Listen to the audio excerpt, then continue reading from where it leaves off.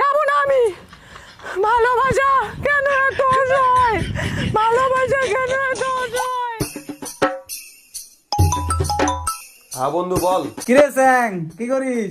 মিষ্টি খেতে খেতে টিভি দেখতেছি ভাই। তোদের বাড়িতে তো টিভি নেই রে? না না, আমার একটা পার্সোনাল টিভি আছে। হ্যাঁ, ওহো, টিভিটা তো অনই করিনি। যত দিন যাচ্ছ তত তুমি বদলে যাচ্ছ। আমার প্রতি একটু কি ভালোবাসা জাগে না গো? বিয়ের আগে কি বলেছো? আমাকে সুখে রাখবে। এখন তুমি সব কাজ আমার দ্বারা করে নিচ্ছ। তোমাকে আমার বিয়ে করাটাই ভুল হয়ে গেছে। আমার সত্যি আমার ভালো লাগছে না। তোমার সাথে আমি সংসার করতে পারবো না এইভাবে। ওই তোকে কেমন করে দেখতেছে, খালি খাই খালি খাই খাই খাই খালি। সোজাসুজি বলো না, কি চাও?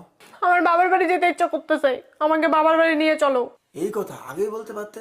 দাঁড়াও, টিভিটা বন্ধ করে যাই। টিভি? টিভি আমার কোথায়? চুপ, বলা যাবে না আমাদের বাড়িতে টিভি কোথায়। বললে हमारा এমন হয়ে যায়গা। আসো বাপের বাড়ি নিয়ে যাই। গঙ্গা আমাদের পবিত্র নদী। আরে বাবা, বাবা রে, তোর মা বাপের বাড়ি যায়। এই, আমি যাবো আর আসবো, চিন্তা করিস না। কিন্তু মা, আমাকে একটা কথা বলো তো, গঙ্গা মা আর আমাদের মায়ের মধ্যে পার্থক্য কি? গঙ্গা হচ্ছে পবিত্র নদী। গঙ্গা মা আমাদের সবার পাপকে ধুয়ে দেয়। আর আমাদের মা আমাদের বাপকে ধুয়ে দেয়।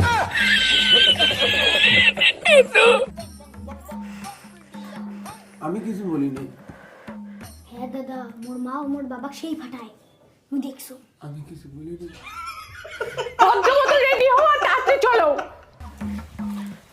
বিয়ের পরে এতটাই বদলে গেছে, আমার হাতটাও ধরে না, একাই একাই যাচ্ছে। আমার হাতটা তো ধরে যেতে পারো। একটু আমাকে ভালোবাসে না, আমি তোমার সাথে সংসার করব না। আমি আমার হাতটা ধরে কি যেতে পারো না তুমি? হ্যাঁ, একাই একাই যাবো আমি।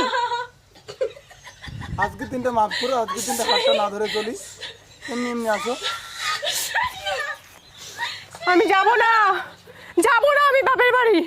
তোকে বাস শালা, যাব না আমি। ভালোবাসা কেন এত অসহায়, ভালোবাসা কেন এত অসহায়। কখনো ভালোবাসনি, করেছে শুধু অবহেলা। ও সাথী রে,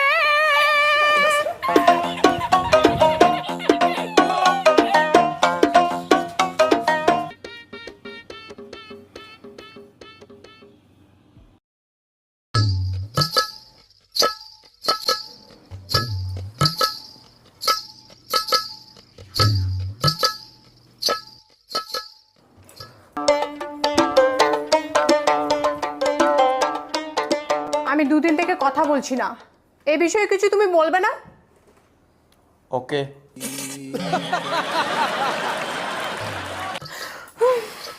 আমি দুদিন থেকে কথা বলছি না, এই বিষয়ে কিছু বলো। Thank you.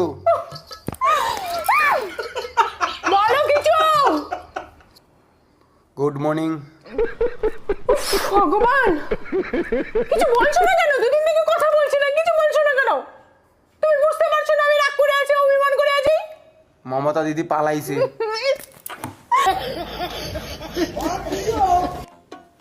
তোমার তো এখন রাগ কমে গিয়েছে। এখন একটা কথা বলতাম। ইনস্টাগ্রামে আমাকে একটা মেয়ে এসএমএস করেছে।